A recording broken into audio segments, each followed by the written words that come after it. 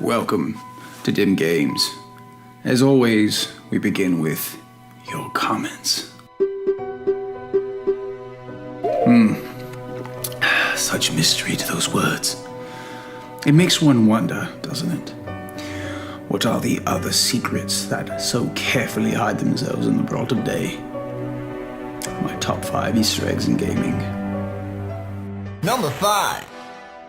In terms of in-game dialogue, Kid Icarus Uprising has some of the most well-written and well-executed voice performances that I've heard in a long time, especially when the fourth wall comes shattering down on many occasions. Those armed troops are doing their best Game & Watch impression. We're gonna rack up some serious Nintendogs trainer points together! Focus, Pip. Though the Easter egg earning the number 5 spot lies within a rare dialogue cue. Throughout each level, there are certain moments of dead space that may trigger some filler dialogue. Having Pit equipped with a bow and triggering one of these moments may cause Pit and Palutena to discuss, well, some of Pit's other battles. Bows are a really good fit for you. Yeah, I've been using them for a long time. They're well suited for ranged attacks, and they split into blades for close combat. They're very well-rounded weapons. Oh, I know. I used them in the last brawl. Brawl? How horrible! Were you hurt? No way, it was a smash! I just can't imagine you in a melee. That's because I wasn't. Wasn't Kid Icarus Uprising in your other list?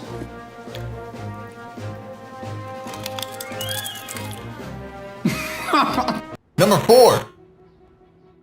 Back in my middle school and high school days, I was obsessed with The Matrix. I literally thought I was the one. I tried capturing my obsession by choreographing fight scenes with my friends and filming them. Why was I so weird? All failed attempts aside, it wasn't until the day before The Matrix Reloaded released into theaters that I finally had my opportunity to enter The Matrix. Trust me, you'd really have to like The Matrix to appreciate this Easter egg. On the Enter the Matrix menu screen, you may notice a peculiar option titled Hacking. On the surface, it's where you enable cheats and view concept art. I mean, the hacking portion holds little weight in regards to the actual campaign, so it can be ignored altogether. At first, it appears to consist of nothing but a few commands to play around with, though through further exploration, you may find an opportunity to phone Morpheus. This is Morpheus, captain of the Nebuchadnezzar. Have a chat with Trinity.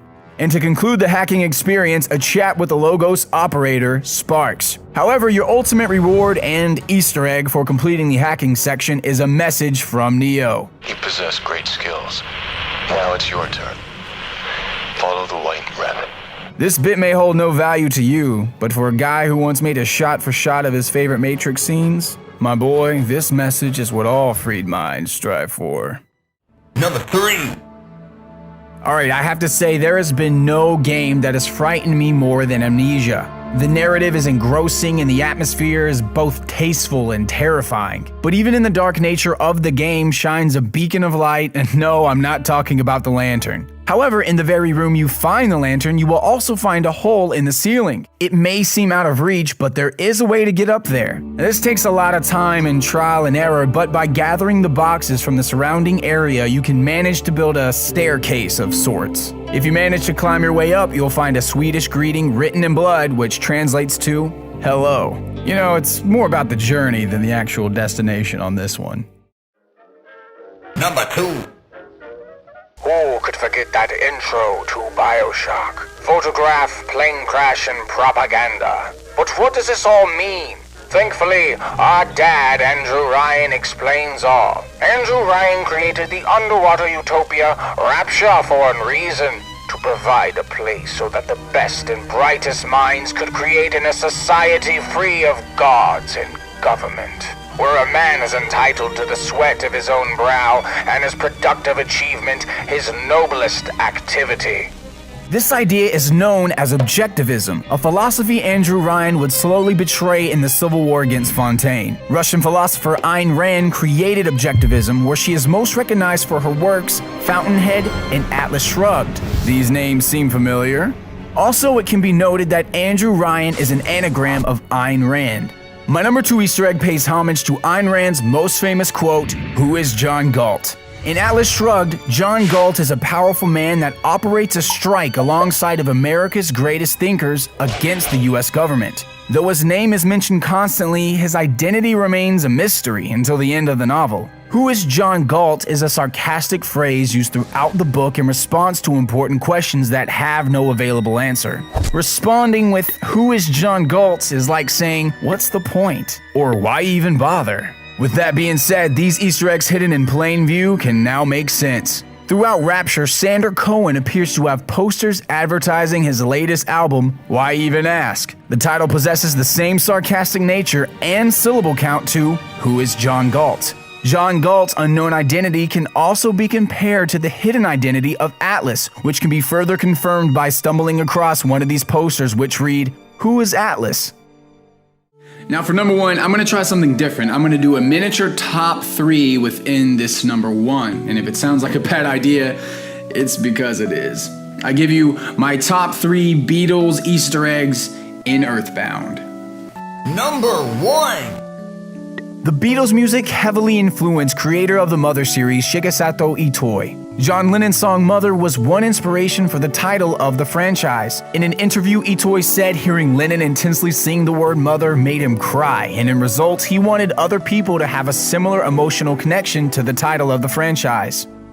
In Earthbound, the song that plays in each drugstore is titled Buy Something Will Ya, in reference to the merchant from The Legend of Zelda. This track may be another Beatles influence as it sounds similar to their song When I'm 64. The two songs are close in tempo and possess similar grooves, though personally I think Dallas Rag, a song from the 1920s, mostly influenced this drugstore theme. I think it bears a closer resemblance to Dallas Rag because of the similar song structure and instrumentation.